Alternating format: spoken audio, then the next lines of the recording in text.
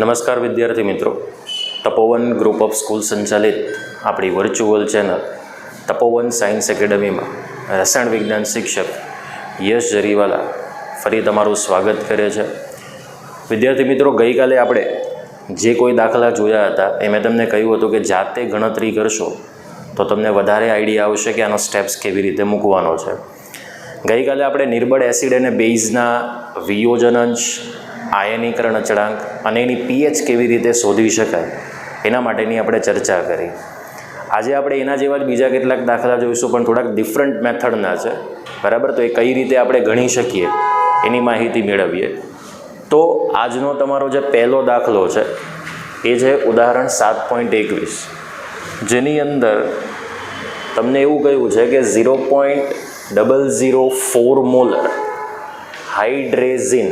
અહીંયા આપણે હાઇડ્રેઝિનની વાત કરીએ તો તે બેઝિક પદાર્થ છે.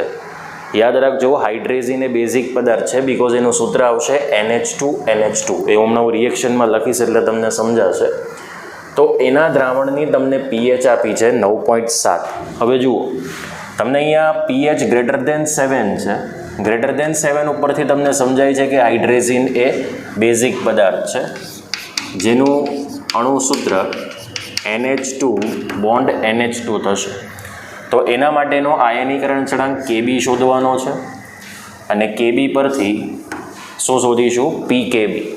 તો સૌથી પહેલાં તો આપણી પાસે જે આ હાઇડ્રેઝિન બેઝિક પદાર્થ છે, ઓકે, તો એની પીએચ પરથી પહેલાં આપણે POH શોધી લઈશું.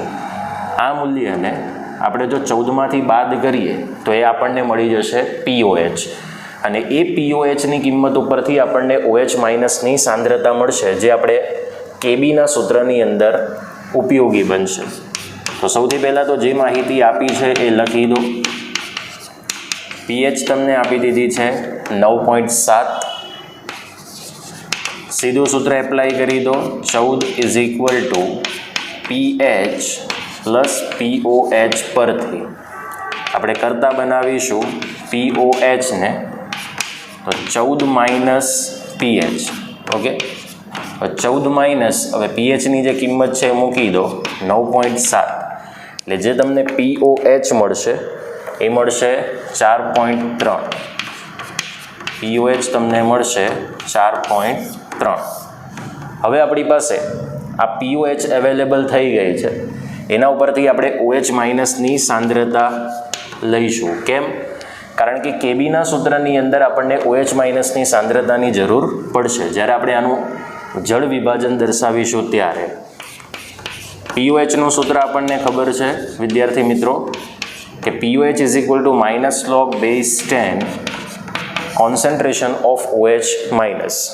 જો અહીંયા PH લઈએ તો અહીંયા આપણે કોન્સન્ટ્રેશન H પ્લસની લઈએ છીએ, અહીં POH છે એટલે આપણે કોન્સન્ટ્રેશન કોની લઈશું? OH માઇનસની.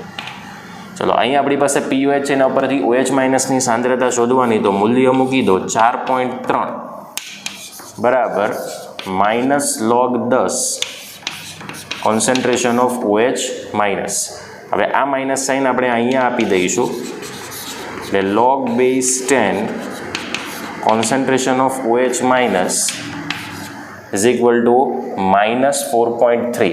ઓકે, હવે આ સંખ્યા ઋણ છે. ઋણ સંખ્યાનો આપણે કદી એન્ટીલોગ ન જોઈ શકીએ, એટલે આપણે એને 12માં કન્વર્ટ કરીશું. તો 12માં કન્વર્ટ કરવા માટે અહીંયા આપણે 5 બાર લખીશું અને 0.3 છે એને આપણે એકમાંથી બાદ કરીએ એટલે 0.7 મળશે. તો 5 બાર અને 0.7 આ બંનેનો આપણે શું કરીએ છીએ? સરવાળો. હવે આ બેમાં ડિફરન્સ પણ મેં તમને સમજાવ્યો હતો કે અહીં ટોટલ સંખ્યા ઋણ છે, અહીં ફક્ત આ -5 જે એકચ્યુઅલી 5 બાર લખ્યું છે એ જ ઋણ છે, પણ આ સંખ્યા કેવી છે? ધન છે. ઓકે, ચલો આના ઉપરથી હવે આપણે કરતા બનાવીશું OH માઇનસને. તો OH માઇનસની સાંદ્રતા is equal two antilog of 5 bar 0.7. Okay, so therefore OH માઇનસની સાંદ્રતા, ચલો અહીંયા આપણે જે આ 5 બાર છે એને આપણે 10ના ઘાતાંકમાં ચડાવી દઈશું, એટલે 10નો -5 થશે, અને 0.7નો તમે કેલ્ક્યુલેટર ઉપર એન્ટીલોગ જોશો. ફરી સ્ટેપ બતાવી દઉં છું. 0.7 કેલ્ક્યુલેટર પર લખો, એના ગુણ્યા 0.4 વખત 0 70,271 લખો, +1 કરો અને ગુણ્યા બરાબર 15 વખત કેલ્ક્યુલેટર પર પ્રેસ કરશો, એક સાથે પ્રેસ કરવાનો, ગુણ્યા બરાબર કેટલી વખત? 15 વખત. તો લાસ્ટમાં તમને 0.7નું જે એન્ટીલોગ મળશે એ મળશે 5.012 ઇન્ટુ 10⁻⁵ મોલર. ઓકે, તો આ તમને મળી ગઈ OH માઇનસની સાંદ્રતા. હવે આપણે જે આના પછી જરૂરી સ્ટેપ બનશે એ છે કે આપણી પાસે જે હાઇડ્રેઝિન પદાર્થ છે એની સંતુલિત આયનીકરણ પ્રક્રિયા આપવાની છે. તો અહીંયા આપણે ત્યારબાદ લખીશું સંતુલિત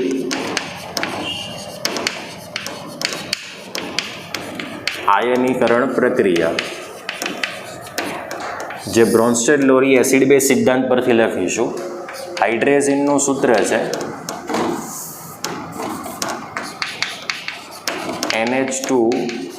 NH2 જે આપણે એક્વિયસ ફોર્મમાં લઈએ પ્લસ H2O લિક્વિડ. આને આપણે કહીએ બેઝ 1, તો આને આપણે કહીશું એસિડ 2. એસિડનું કામ શું? H+ ગુમાવવાનું. બેઝનું કામ શું?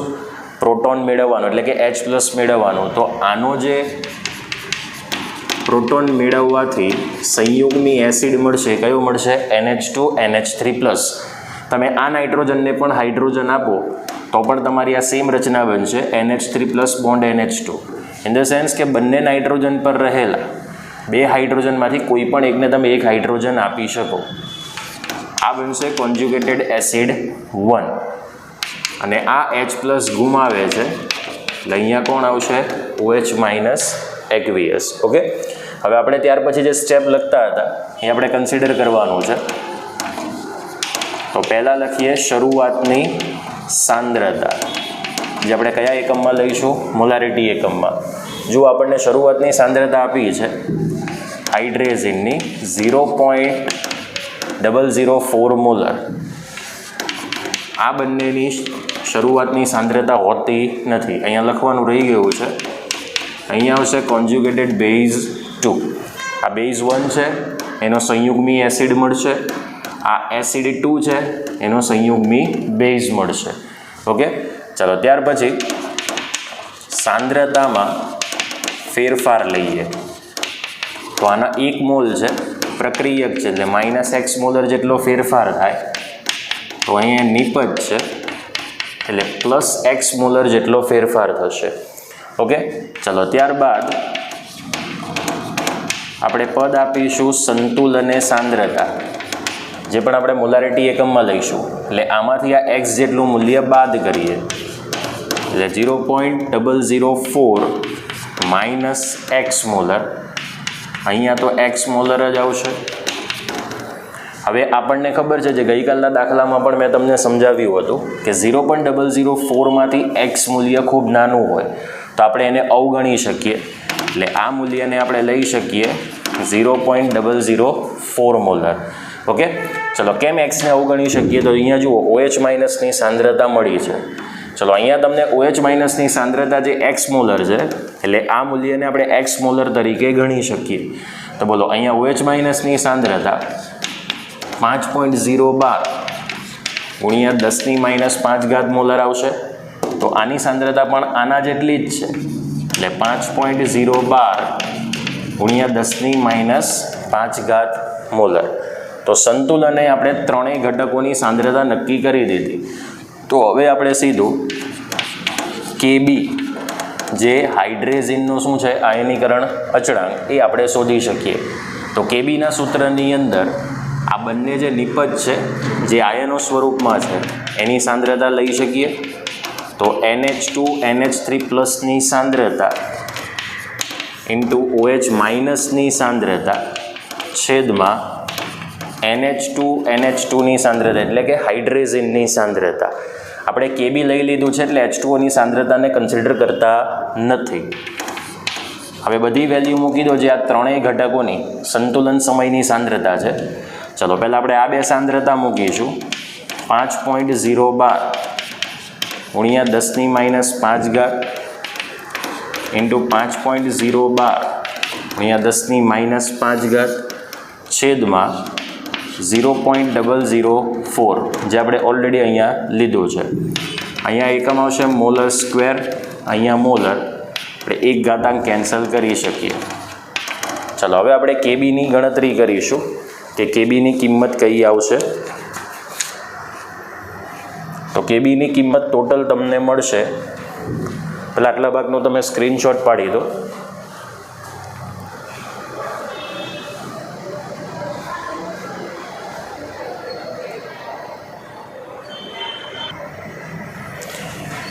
$5.012 ગુણ્યા 5.012 ભાગ્યા 0.004 એનો તમને જવાબ મળશે 6280 ગુણ્યા અહીંયા આપણે 10⁻⁻10 થશે મોલર.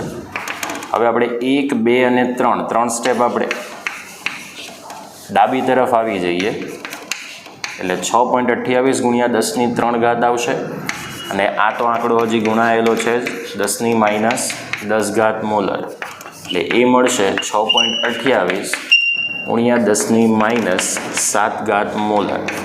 તો આ આપણને જે કિંમત મળશે એ કેબીની કિંમત મળશે, જે હાઇડ્રેઝિનનો આયનીકરણ અચળાંક છે જે આપણે શોધવાનું હતું. હવે આપણી પાસે કેબીની કિંમત છે, તેના ઉપરથી આપણે શું શોધી શકીએ? પીકેબી. તો હવે આપણે સૂત્ર મૂકી શકીએ કે pKb is equal to -log base 10 શું આવશે?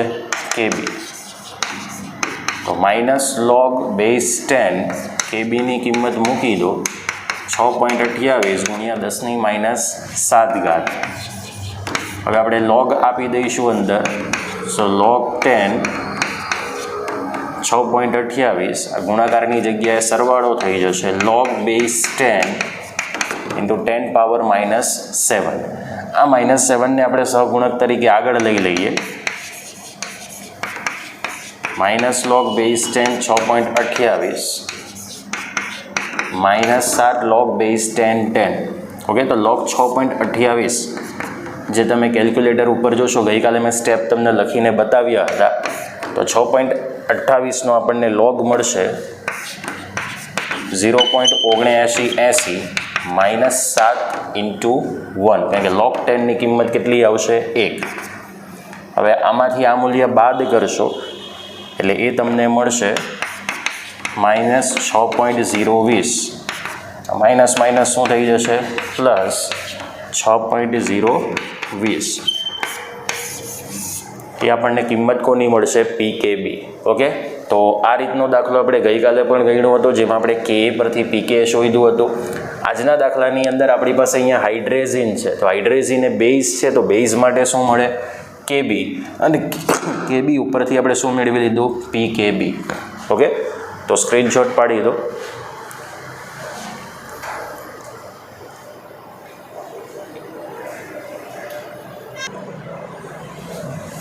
ઓકે, આગળનો દાખલો લઈએ, સ્વાધ્યાય 7.65, જેમાં આપણને એવું કહ્યું છે કે 310 કેલ્વિન તાપમાને પાણીનો આયનીય ગુણાકાર. આયનીય ગુણાકારની આપણે સંજ્ઞા જાણીએ છીએ KW. તમે થિયરી પણ વાંચી હશે, એમાં તમે જોયું છે કે એને આપણે પાણીનો આયોનિક કોન્સ્ટન્ટ કહીએ છીએ, જેની કિંમત આપણને આપી છે 2.7 ગુણ્યા 10⁻14. હવે થિયરીમાં મેં તમને સમજાવ્યું હતું કે KWની જે કિંમત ફિક્સ છે એ 298 કેલ્વિન તાપમાને છે, 1 ગુણ્યા 10⁻14. જો તાપમાન બદલાય તો કોઈ પણ અચળાંકની કિંમતમાં ફેરફાર થાય, પણ તમે જુઓ છો આનો જે 10નો ઘાતાંક છે એ બદલાતો નથી. એ કેટલો રહે છે? 10⁻14. ઓકે. તો 310 કેલ્વિન તાપમાને તમને KW આપી દીધું છે, તો તટસ્થ પાણીના દ્રાવણની આપણે શું શોધવાની છે? pH. ઓકે. ચલો, સૌથી પહેલાં તો આ KW જ્યારે ઉત્પન્ન થાય તો આપણે પાણીનું સ્વ આયનીકરણ લખવું પડે. તો અહીંયા આપણે ટાઇટલ આપીશું પાણીનું સ્વ આયનીકરણ. પાણીના સ્વ આયનીકરણની અંદર આપણે પાણીના એક સાથે 2 મોલનું આયનીકરણ કરીએ છીએ. ઇક્વિલિબ્રિયમ પરિસ્થિતિ આવશે, એમાં એક આયન મળશે H3O પ્લસ એક્વિયસ અને બીજો આયન કયો મળશે? OH minus aqueous. હવે આપણે આ બંને આયનોની સાંદ્રતાનો ગુણાકાર એ જ આપણે શું લઈએ છે KW. So KW is equal to H3O plus આયનની સાંદ્રતા ઇન્ટુ OH માઇનસ આયનની સાંદ્રતા. ઓકે, હવે સંતુલન સમયે આ બંને આયનોની સાંદ્રતાનો જથ્થો કેવો હોય? સમાન હોય. એટલે આપણે pH શોધવા માટે કોની સાંદ્રતાની જરૂર પડે છે? H3O પ્લસની. સો આપણા માટે OH માઇનસની જગ્યાએ શું લખી દઈએ? H3O પ્લસ, તો આનો સ્ક્વેર થઈ જશે. KWની કિંમત આપણને રકમમાં આપી છે 2.7 ગુણ્યા 10⁻14. એટલે અહીંયા આપણે એક સેન્ટેન્સ લખવું પડે કે સંતુલન સમયે H3O પ્લસની સાંદ્રતા ઇઝ ઇક્વલ ટુ OH માઇનસની સાંદ્રતા. ઓકે, તો therefore KW is equal to H3O પ્લસની સાંદ્રતાનો બોલ આપણે વર્ગ લખી શકીએ. ચલો, અહીંયા આપણી પાસે KWની કિંમત છે, તો H3O પ્લસની સાંદ્રતાનો વર્ગ is equal two KW 2.7 into 10⁻14. હવે આપણે સીધો આનું વર્ગમૂળ લઈ શકીએ. કેમ? કારણ કે 10નો જે ઘાતાંક છે તે બેકી સંખ્યામાં છે, એટલે સીધું આપણે આ સંખ્યાનું વર્ગમૂળ લઈ શકીએ. તો ધેરફોર H3O પ્લસની સાંદ્રતા is equal two under root of 2.7 into 10⁻14. તો આપણને H3O પ્લસની સાંદ્રતાની કિંમત મળશે. તમે 2.7નું વર્ગમૂળ કાઢશો એટલે 1.6432 અને 10⁻14 એનું મળશે 10⁻7. તો આ તમને H3O પ્લસની સાંદ્રતા મળી ગઈ. સાંદ્રતાનો એકમ મોલર આવશે, એ લખવાનું ભૂલવું નહીં. ચલો, આપણને હાઇડ્રોનિયમ આયનની સાંદ્રતા મળી ગઈ. તો આપણે આ પાણીની શું શોધી શકીએ? pH. તો હવે આપણે સૂત્ર આપીશું pH is equal to -log base 10 concentration of H3O plus. હવે આપણે આ H3O પ્લસની સાંદ્રતા આ સૂત્રની અંદર મૂકી દઈએ. તો pH is equal to -log base 10 1.6432 ગુણ્યા 10⁻7. So therefore pH is equal to, હવે આપણે લોગ અંદર એપ્લાય કરીશું એટલે કૌંસમાં લખીએ log 1.6432 પ્લસ log 10⁻7. હવે આ -7 આપણે આગળ લઈ લઈએ. બધામાં રીત એક સરખી જ રહેશે pH શોધવા માટે, એટલે હવે તમને કોઈ કન્ફ્યુઝન થવું નહીં જોઈએ. આ -7 આગળ આવશે એટલે પ્લસ માઇનસ થશે. સો -7 ઇન્ટુ log 10. હવે કેલ્ક્યુલેટર ઉપર તમે 1.6432નો લોગ જોશો તો એ તમને મળશે 0.2157 અને log 10ની કિંમત તો આપણે કેટલી લઈએ છે? 1. હવે આપણે બાદબાકી કરીએ, તે બાદબાકી તમને મળશે -6.7843. એટલે pH માઇનસ પ્લસ કરી દો, 6.7843 તમને pH મળશે. અહીંયા pH <7 આવે છે, તો અહીં આપણે એવું કહી શકીએ કે આ જે પાણી છે તે આપણી પાસે કેવું છે? એસિડિક કન્ટેન્ટ ઉપર છે, એવું તમે અહીંયા ક્લિયરિફાઈ કરી શકો. ઓકે, આટલા ભાગનો તમે સ્ક્રીનશોટ પાડી દો.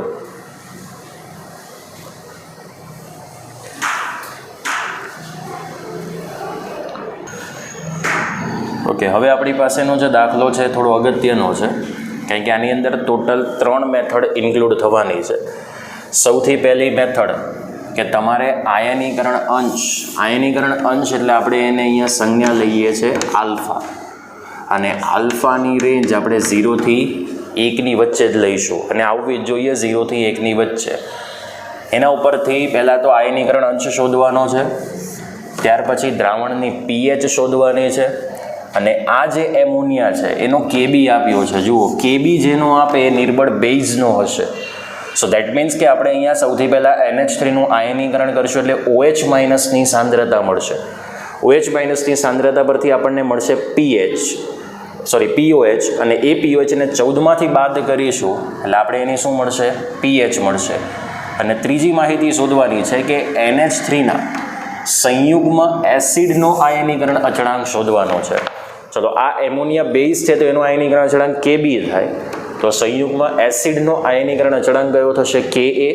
તો આપણે એક સંબંધ લીધો હતો Kw is equal two Ka into Kb. So Kw ને Kb તો છે, પછી છેલ્લે આપણે શું શોધી શકીએ? Ka ને કરતા બનાવીને એનો અચળાંક શોધી શકીએ. પણ ફિલહાલ પહેલાં આપણે આયનીકરણ અંશ અને pH શું છે તે આપણે શોધવા પડશે. તો સૌથી પહેલાં આપણે લઈશું સંતુલિત આયનીકરણ પ્રક્રિયા, જેની અંદર આપણે બેઝ તરીકે લઈશું NH3 gaseous plus H2O liquid. Equilibrium state આવશે. આ છે આપણી પાસે બેઝ 1 અને આ છે આપણી પાસે એસિડ 2. બેઝનું કામ શું? એસિડ પાસેથી પ્રોટોનને સ્વીકારવાનું. તો એ મળશે આયન કયો?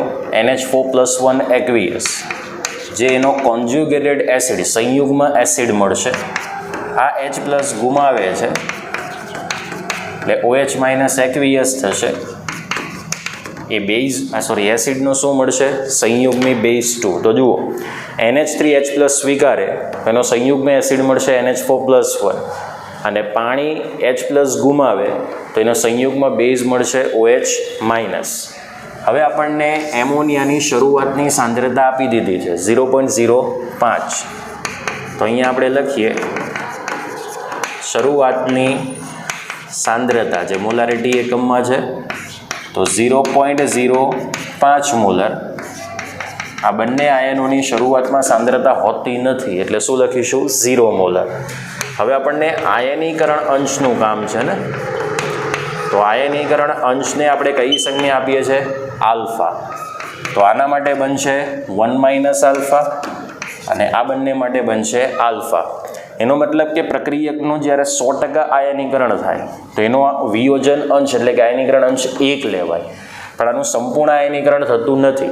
એટલે 1માંથી આલ્ફા જેટલો જથ્થો જો આપણે બાદ કરીએ તો નિપજનો અહીંયા આલ્ફા જેટલો જથ્થો શું બને છે? ઉત્પન્ન થશે. અહીંયા બંનેના 1 મોલ છે એટલે આપણે આલ્ફા લીધું, પણ જો એકનો 1 મોલ હોય ને બીજાના 2 મોલ હોય તો અહીંયા 2 આલ્ફા જેટલો જથ્થો ઉત્પન્ન થશે. આ વાત થોડીક ધ્યાનમાં રાખજો. ત્યારબાદ લઈએ સંતુલને સાંદ્રતા, જે મોલારિટીમાં આવશે. એટલે આ જે વિયોજન અંશ છે એની સાથે આપણે શરૂઆતની સાંદ્રતા ગુણી દઈશું. તો 0.05 ઇન્ટુ 1 - આલ્ફા, અહીંયા આવશે 0.05 આલ્ફા અને અહીંયા આવશે 0.05 આલ્ફા.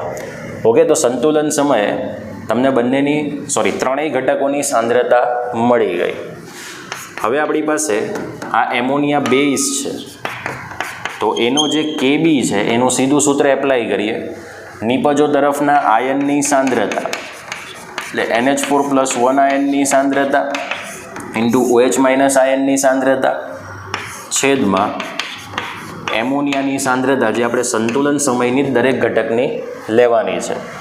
ઓકે, વેલ્યુ મૂકી દઈએ. Kbની કિંમત તમને આપી છે 1.77 ગુણ્યા 10⁻⁵ ઇઝ ઇક્વલ ટુ NH4+1 ને OH- બંનેની સાંદ્રતા સમાન છે, તો 0.05 આલ્ફા ઇન્ટુ 0.05 આલ્ફા છેદમાં NH3ની સાંદ્રતા 0.05 ઇન્ટુ 1 - આલ્ફા.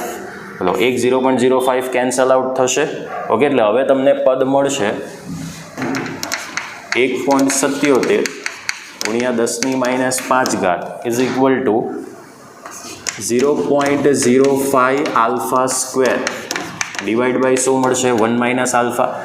હવે આપણે 2 દિવસ પહેલાં જે દાખલો જોયો હતો એમાં મેં તમને શીખવાડ્યું હતું કે જો 1 - આલ્ફા હોય તો આલ્ફાનું મૂલ્ય અતિ નાનું આવે છે, જેને આપણે 1ની સાપેક્ષમાં અવગણી શકીએ. એટલે 1.77 ગુણ્યા 10⁻⁵ બરાબર 0.05 આલ્ફા સ્ક્વેર. અહીંયા કારણ લખીએ 1 - આલ્ફા ઇક્વિવેલન્ટ 1 લેતા, કારણ કે આલ્ફાનું મૂલ્ય અતિ નાનું હોવાથી એકની સાપેક્ષમાં અવગણતા, આવું આપણે સ્ટેટમેન્ટ લખવું પડે. ચલો અહીંયા આપણે 0.05 એ છેદમાં લાવી દઈશું. 1.77 ગુણ્યા 10⁻⁵ છેદમાં 0.05.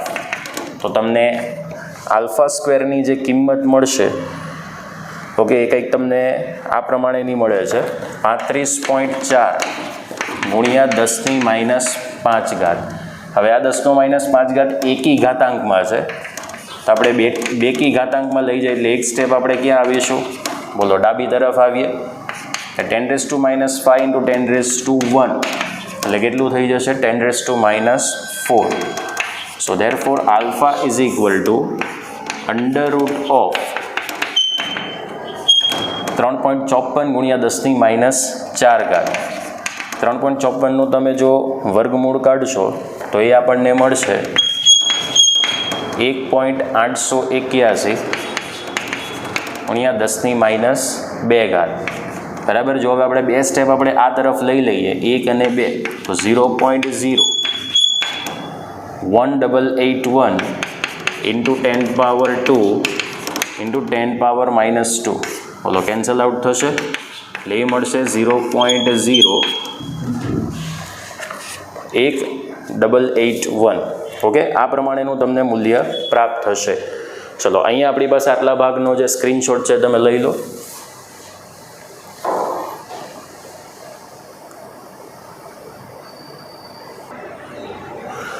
ઓકે, આપણને આલ્ફાની કિંમત પ્રાપ્ત થઈ હતી 1.881 × 10⁻². હવે આના ઉપરથી આપણે સંતુલને OH માઇનસની સાંદ્રતા શોધી શકીએ. કેમ આપણે OH માઇનસને કન્સિડર કર્યું? કારણ કે આપણે pH શોધવાનું છે. તો અહીંયા બેઝ હોવાથી પહેલાં તમને POH મળશે અને એને 14માંથી બાદ કરશો એટલે આપણને pH મળશે. એટલે પહેલાં આપણે શોધવી પડશે OH માઇનસની સાંદ્રતા, જે આ પ્રમાણેની હતી સંતુલન સમયે 0.05 × આલ્ફા. તો 0.05 × 1.881 × 10⁻². એટલે એ ટોટલ તમને કિંમત મળશે 0.09405 × 10⁻² મોલર. બે સ્ટેપ આપણે જમણી તરફ લઈ લઈએ તો 9.405 ગુણ્યા 10⁻⁴ મોલર. આ તમને વિદ્યાર્થી મિત્રો મળશે OH માઇનસની સાંદ્રતા. હવે આપણને OH માઇનસની સાંદ્રતા મળી ગઈ એટલે સીધું આપણે સૂત્ર એપ્લાય કરી શકીએ POHનું. તો POH is equal two -log10 OH માઇનસની સાંદ્રતા. Therefore POH is equal two -log10 9.405 ગુણ્યા 10⁻⁴. હવે આપણે લોગ અંદર આપી દઈશું, માઇનસ બહાર કાઢી લઈએ તો -log10 9.405 +log 10⁻⁴. આપણે અહીંયા આગળ સહગુણક તરીકે લાવીશું log 9.405 -4 × log 10. હવે આપણે 9.405નો કેલ્સી ઉપર લોગ જોઈશું તો એ તમને મળશે 0.9734. 0.9734 -4 અને log 10ની કિંમત આપણને 1 મળશે. હવે આપણે બાદબાકી લઈએ તો એ બાદબાકી તમને મળશે 3.0266. માઇનસ માઇનસ શું થઈ જશે? પ્લસ. તો એ POH તમને મળશે 3.0266. ઓકે, હવે આ જે તમને POH મળે છે એને આપણે 14માંથી બાદ કરીશું. તો 14 is equal two pH plus POH. Therefore pH is equal two 14 minus શું થશે? POH. 14 માઇનસ 3.0266 એટલે એ pH તમને આપશે 10.9734. કેટલી આવશે 10.9734. હવે જુઓ દાખલો આપણો સાચો છે સાબિત થાય છે, કારણ કે એમોનિયા એ બેઝ છે. બેઝ હોય તો POH લેસ ધેન 7 આવે, પણ પીએચ આપણને કેવી મળે છે ગ્રેટર ધેન 7. સો આના ઉપરથી આપણે કન્સિડર કરી શકીએ કે આપણો દાખલો સાચો છે. સો આપણે બે માહિતી જે શોધવાની હતી, આયનીકરણ અંશ જે આપણે આઈડેન્ટિફાઈ કરી દીધું, બીજી માહિતી પીએચ શોધવાની હતી, પીએચ પણ આપણને મળી ગઈ. હવે આપણી પાસે જે શોધવાનું છે તેના સંયુગ્મ એસિડનો આયનીકરણ અચળાંક.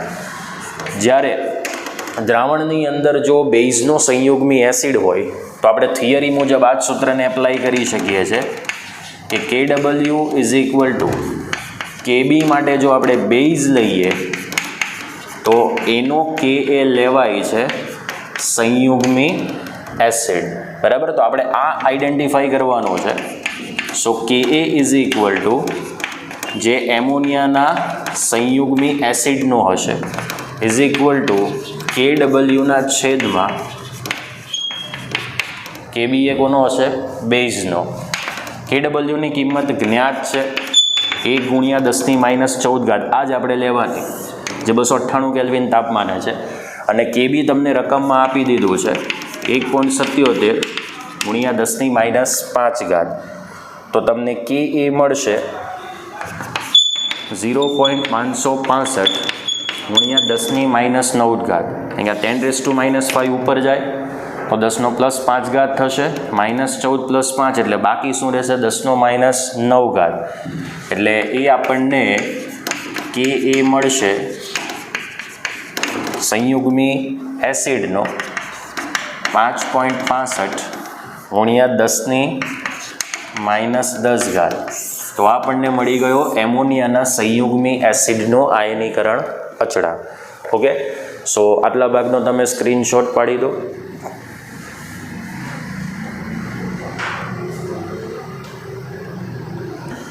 ઓકે સ્ટુડન્ટ્સ, આપણો આજનો લેક્ચર અહીં પૂર્ણ થાય છે. આ જે દાખલા પણ આજે ચાલ્યા એ પણ તમારે જાતે ગણો તો તમને વધારે આઈડિયા આવશે. આવતીકાલે આપણે બીજા પ્રકારના દાખલા જોઈશું. ઓકે, જય હિન્દ, જય ભારત.